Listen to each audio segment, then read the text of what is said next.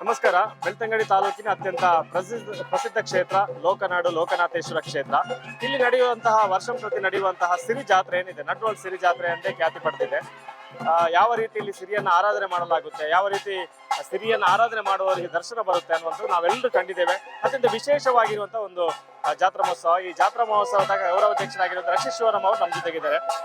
ಯಾವತ್ತೂ ಬೆಳ್ತಂಗಡಿ ತಾಲೂಕಿನ ವಿಶೇಷತೆಗಳ ಬಗ್ಗೆ ನೀವು ಹೇಳ್ತಾ ಇರ್ತೀರಿ. ನನಗೆ ಅನಿಸ್ತಾ ಇದೆ ಈ ಒಂದು ಕ್ಷೇತ್ರ ವಿಶೇಷತೆಯಲ್ಲಿ ವಿಶೇಷ ಅಂತ ಅನಿಸ್ತಾ ಇದೆ. ಏನ್ ಹೇಳಲಿಕ್ಕೆ ಬಯಸ್ತೀರಿ? ಇದೊಂದು ಬಹಳ ವಿಶಿಷ್ಟವಾದ ಕ್ಷೇತ್ರ. ತುಳುನಾಡಿನ ಇತಿಹಾಸದಲ್ಲಿ ನಾಗ ಆರಾಧನೆ, ಅದೇ ರೀತಿ ಭೂತಾರಾಧನೆ, ಅದೇ ರೀತಿ ಸಿರಿಯ ಆರಾಧನೆ ಕೂಡ ಒಂದು ವಿಶಿಷ್ಟವಾದ ಒಂದು ಆಚರಣೆ. ಈ ಆಚರಣೆ ಇಡೀ ರಾಜ್ಯದಲ್ಲಿ ಬೇರೆ ಎಲ್ಲೂ ಇಲ್ಲ. ಅದು ತುಳುನಾಡಿನಲ್ಲಿ ಮಾತ್ರ ಇರೋದು. ಅದು ಕೆಲವು ಆಯ್ದ ಜಾಗದಲ್ಲಿ ಮಾತ್ರ ಇರೋದು. ಆಲಾಡೆಗಳು ಅಂತ ಹೇಳ್ತೇವೆ. ನಮ್ಮ ತುಳುನಾಡಿನ ಕೆಲವು ವಿಶೇಷ ಮಣ್ಣಿನಲ್ಲಿ ಆಲಾಡೆಗಳು ನಿರ್ಮಾಣ ಆಗಿದೆ.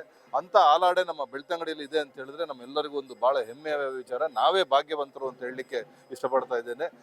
ಅಂಥ ಒಂದು ಜಾಗ ಲೋಕನಾಥೇಶ್ವರ ನೆಲೆಯಾಗಿರುವಂಥ ಜಾಗ. ಲೋಕನಾಥೇಶ್ವರ ಅಂತ ಹೇಳಿದ್ರೆ ಲೋಕಕ್ಕೆಲ್ಲ ಜಗಕ್ಕೆಲ್ಲ ಆ ಈಶ್ವರನೇ ಅಧಿಪತಿ ಅನ್ನೋ ರೀತಿಯಲ್ಲಿ ಇರುವಂಥ ದೇವಸ್ಥಾನ. ಇದು ಬಹಳ ಪುರಾತನವಾದ ದೇವಸ್ಥಾನ. ಇಲ್ಲಿ ಕೇವಲ ನಮ್ಮ ತಾಲೂಕಿನವರಲ್ಲ, 2 ಜಿಲ್ಲೆಯಿಂದ ಜನ ಬರ್ತಾರೆ. ಈ ಕಡೆ ಮೂಡಿಗೆರೆಯಿಂದ, ಈ ಕಡೆ ಚಿಕ್ಕಮಂಗ್ಳೂರಿಂದೆಲ್ಲ ಬಹಳಷ್ಟು ದೊಡ್ಡ ಸಂಖ್ಯೆಯಲ್ಲಿ ಜನ ಬರ್ತಾರೆ.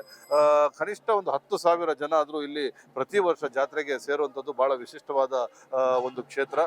ಇವತ್ತು ನಾವು ನೋಡ್ತಾ ಇದ್ದೀವಿ, ಬೇರೆ ಬೇರೆ ತರವಾಡುಗಳು, ಬೇರೆ ಬೇರೆ ಗುತ್ತಿನವರೆಲ್ಲ ಬಂದು ಇಲ್ಲಿ ನಿತ್ಯ ಅವರು ಅರ್ಪಣೆಗಳನ್ನು ಕೊಡುವಂಥದ್ದು ಒಂದು ಸಂಪ್ರದಾಯ, ತುಳುನಾಡಿನ ಸಂಪ್ರದಾಯ. ಅದೇ ರೀತಿ ಇಲ್ಲೂ ಕೂಡ ಸಿರಿಯ ಇವತ್ತು ನಾಳೆ ಜಾತ್ರಾ ಮಹೋತ್ಸವಗಳು ನಡೆಯುತ್ತೆ.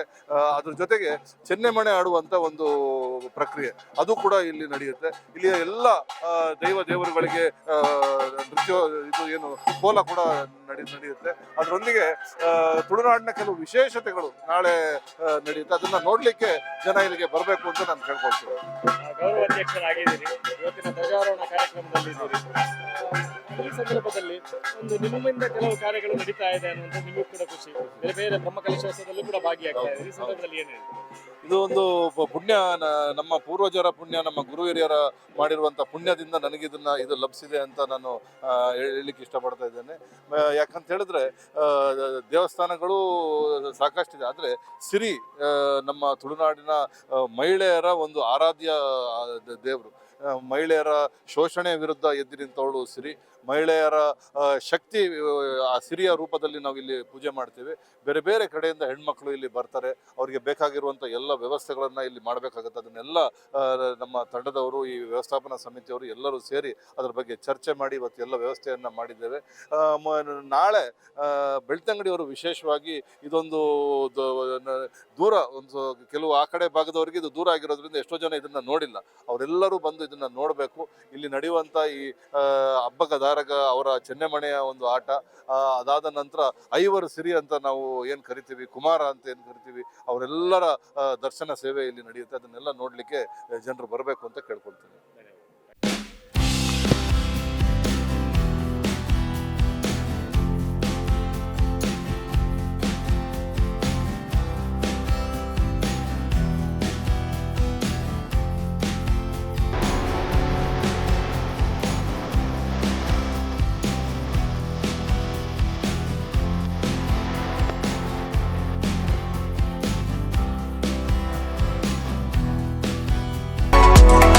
ವಾವ್ ವಾವ್ ವಾವ್, ಎಂಥ ವೆರೈಟಿ!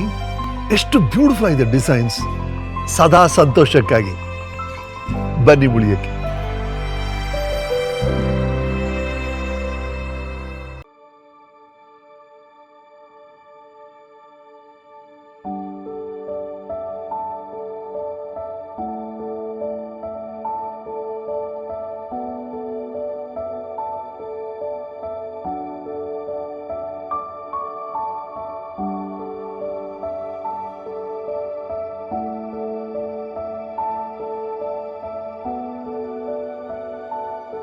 ನನ್ನ ಹೆಸರು ನವೀನ್ ಅಂತ.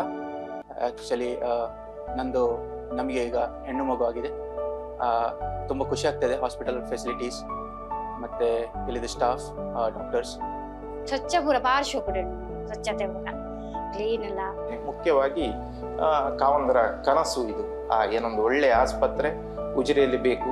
ಎಲ್ಲರೂ ಏನೊಂದು ಮಂಗಳೂರಿಗೆ ಹೋಗಬೇಕು ಒಂದು ಎಮರ್ಜೆನ್ಸಿ ಆದರೆ ಅಂತಹ ಸಿಚುವೇಶನ್ ಬರಬಾರ್ದು. ನಮ್ಮ ಏನೊಂದು ಊರಲ್ಲಿ ಒಳ್ಳೆಯ ಏನೊಂದು ಆಸ್ಪತ್ರೆ, ಸುಸಜ್ಜಿತವಾದ ಆಸ್ಪತ್ರೆ ಬೇಕು ಅಂತ ಹೇಳುವ ಕನಸು 12 ಗಂಟೆ 1 ಗಂಟೆ 2 ಗಂಟೆಗೆ ನಾನು ನೋವು ಅಂತ ಹೇಳುವಾಗಲೂ ಏನು ನಿಮಿಷವೂ ವ್ಯರ್ಥ ಮಾಡದೆ ಇಮಿಡಿಯೇಟ್ಲಿ ಆಗಿ ಬಂದು ನನ್ನನ್ನೆಲ್ಲ ಆ ನೋವಿಗೆ ಬೇಕಾದ ವಿಚಾರಗಳನ್ನೆಲ್ಲ ಮಾಡಿದ್ದಾರೆ.